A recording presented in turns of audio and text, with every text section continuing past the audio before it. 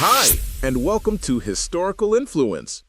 Our story begins before the United States was a unified nation. By the early 18th century, the North American continent was a patchwork of European claims and indigenous lands. The English colonies were growing rapidly, primarily through natural increase rather than immigration.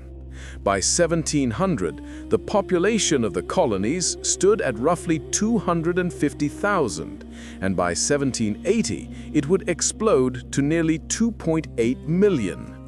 In New England, a healthy climate and abundant food supply led to the lowest death rates and highest birth rates in the world at that time. Life in these colonies was distinct. Most settlers were farmers, living in small villages or on independent farms. They established popularly elected governments and courts based on English common law, yet they were largely self-governing and self-supporting. However, the labor that built this economy was not entirely free. The first African slaves had arrived in Virginia in 1619. By the 1700s, slavery was entrenched, particularly in the South. In Maryland alone, by 1755, about 40% of the population was black. While the North also held slaves, the Southern economy, driven by tobacco and rice plantations, was heavily dependent on this forced labor. The population was becoming diverse. While English settlers were the majority, the early 1700s saw waves of Germans and Scots-Irish migrating, particularly to the middle colonies like Pennsylvania and the western frontier. This era established a unique demographic mix and a spirit of independence that would soon challenge imperial rule. By the mid-18th century, the relationship between the colonies and Great Britain began to fracture. The catalyst was the French and Indian War, which ended in 1763 with the Treaty of Paris. Britain defeated France, securing control over North America, but the victory came at a high financial cost. To pay for the war and maintain troops, Britain began imposing direct taxes and regulations on the colonies. The Royal Proclamation of 1763 restricted westward expansion, angering colonists eager for new land. Tensions boiled over with events like the Boston Massacre in 1770 and the Boston Tea Party, where colonists protested British taxation without representation.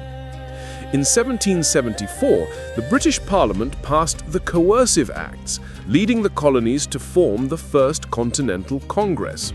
The conflict turned violent on April 19, 1775, with the battles of Lexington and Concord, the shot heard round the world that signaled the start of the American Revolutionary War. Politically, the colonies moved from resistance to revolution. In 1776, the colonies of New Hampshire, South Carolina, and Virginia adopted their own constitutions, declaring independence from royal authority even before the collective declaration. The stage was set for a complete break from the British Empire. On July 4, 1776, delegates to the Continental Congress adopted the Declaration of Independence. This was not just a political document. It transformed the conflict from a civil disturbance into a war for sovereignty. The war was a global struggle. In 1778, the United States secured a critical military and financial alliance with France, which neutralized British naval supremacy and turned the American Revolution into a world war involving Spain and the Netherlands. Domestically, the new nation needed a government. In 1777, the Continental Congress drafted the Articles of Confederation. Ratified in 1781, this created a League of States rather than a strong nation. It was state-centered, creating a weak central government that lacked an executive branch and the power to tax or regulate commerce. Despite these political challenges, the Americans prevailed on the battlefield. The Siege of Yorktown in 1781 marked the decisive military victory. The war officially ended with the Treaty of Paris in 1783, in which Britain recognized American independence and ceded vast territories west to the Mississippi River. Peace brought new perils. The Articles of Confederation proved ineffective. Economic depression, state tariff conflicts, and domestic unrest like Shays' Rebellion in 1786 convinced leaders that a stronger central government was necessary. In 1787, a constitutional convention met in Philadelphia. Instead of fixing the Articles, they drafted a new constitution, creating a federal system with 3 co-equal branches of government. This established a dual federalism, where the national and state governments were equal partners with distinct spheres of authority. Following ratification in 1789, the young republic faced internal political division. 2 parties emerged: the Federalists, led by Alexander Hamilton, who favored a strong central government and commerce, and the Democratic Republicans, led by Thomas Jefferson, who championed state rights and agriculture. The nation also expanded dramatically. In 1803, President Thomas Jefferson orchestrated the Louisiana Purchase from France for $15 million, doubling the size of the United States.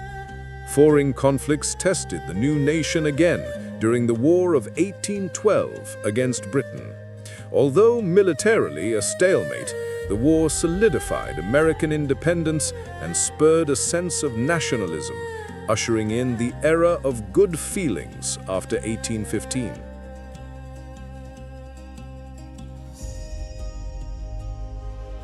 As the 19th century progressed, the United States turned its gaze westward under the banner of Manifest Destiny. In 1823, the Monroe Doctrine declared the Americas off-limits to European colonization, asserting U.S. dominance in the hemisphere. Expansion continued aggressively. The annexation of Texas in 1845 and the subsequent Mexican-American War resulted in the U.S. acquiring vast territories, including California and New Mexico, by 1848. However, expansion exacerbated the sectional divide over slavery. The South's economy relied on slave labor for cotton production, which had become a major export. By 1860, there were 4 million slaves in the South. Tensions rose over whether new states would allow slavery. The states' rights doctrine was used to defend the institution, arguing that the national government was merely an agent of the states.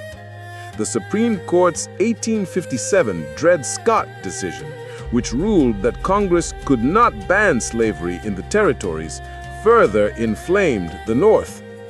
Abolitionism grew in the North, with the Underground Railroad helping enslaved people escape to freedom. The political landscape fractured, setting the stage for disunion.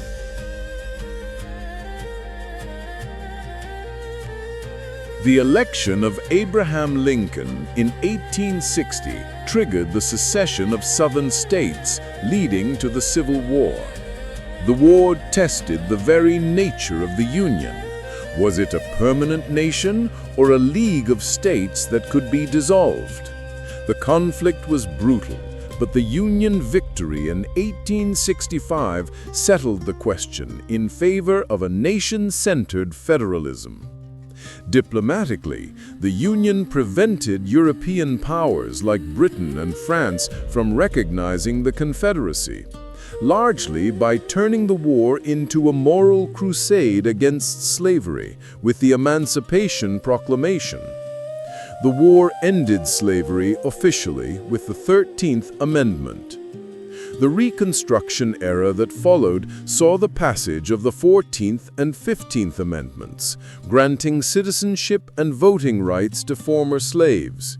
However, the era ended in 1877 with political compromises that largely abandoned the enforcement of civil rights in the South. During this period, the U.S. also expanded its territory by purchasing Alaska from Russia in 1867, removing a European rival from the region.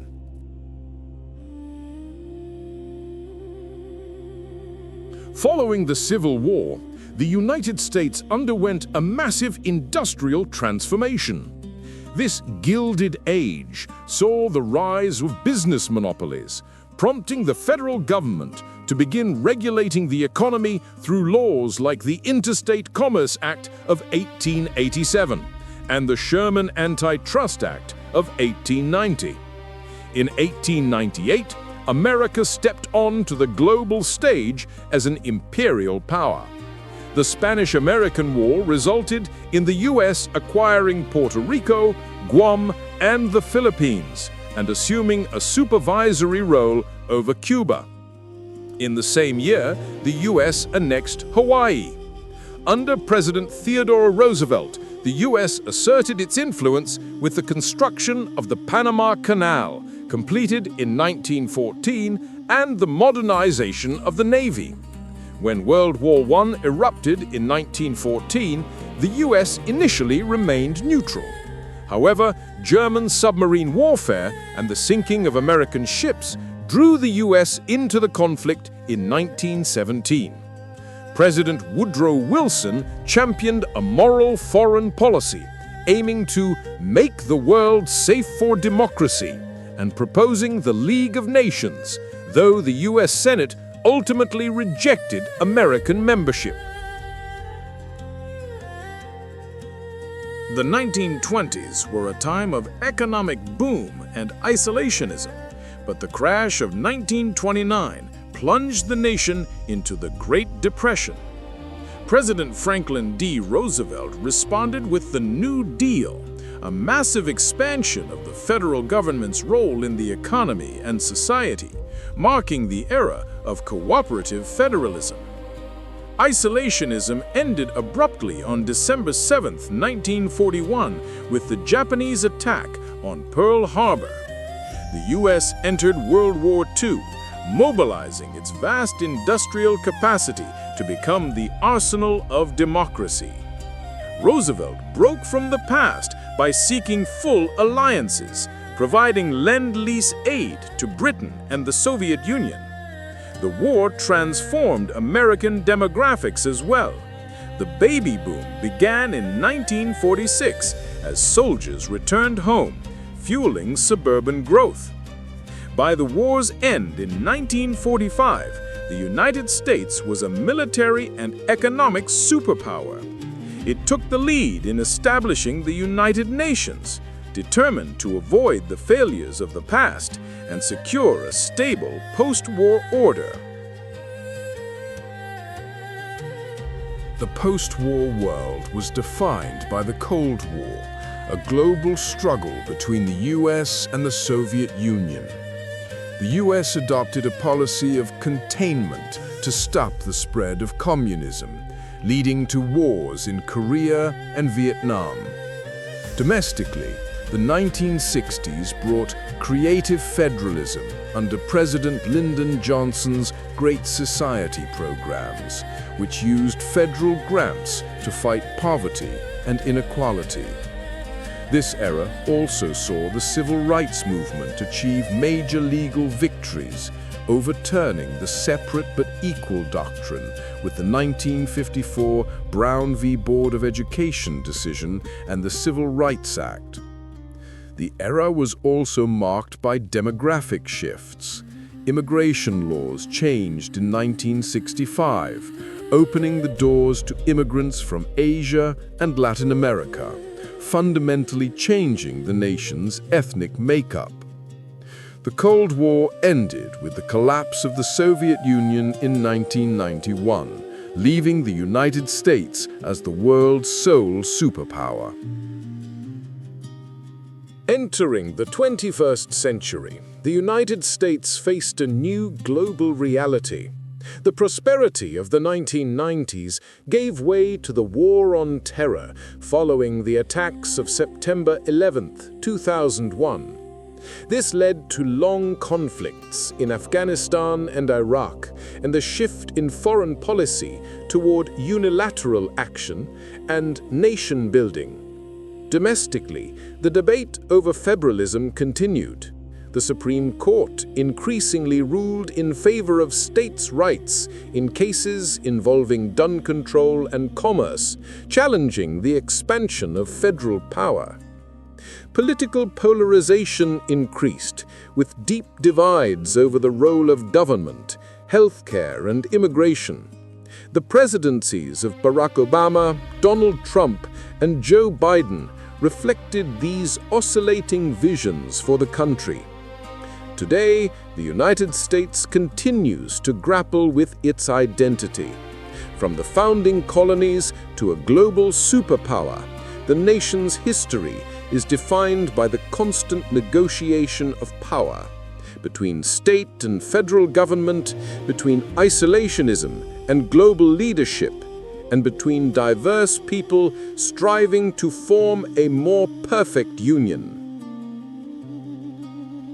Share your thoughts in the comments, and don't forget to subscribe for more stories that shaped our world.